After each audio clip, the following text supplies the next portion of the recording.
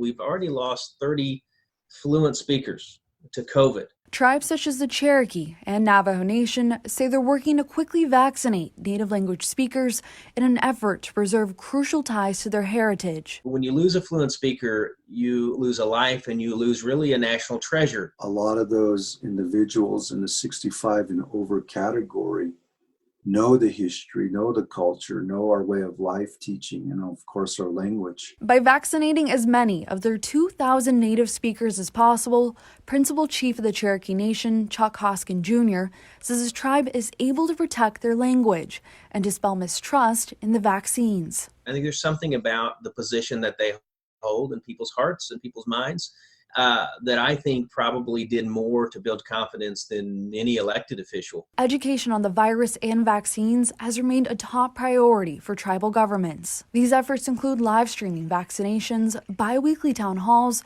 and operating call centers to schedule vaccinations and answer questions. We want the Navajo people to be informed on the vaccine. The biggest concern on the horizon now, running out of vaccines to give. But the fact that people keep asking me directly or indirectly, when is it my turn? That's what we want. We want our citizens to be eager to get this vaccine. We'll have some explaining to do to our citizens if we don't have the vaccine. Not everybody wants it, of course, but there is some interest, a lot of interest in taking the vaccine. Navajo Nation President Jonathan Nez says more than 50% of the vaccine doses his tribe has received so far have been administered, a far faster rollout than many states, and a welcome sight for a community that has suffered disproportionately at the hands of this pandemic. Nez says any state that chooses to let vaccines sit in freezers should send them his way instead. And if their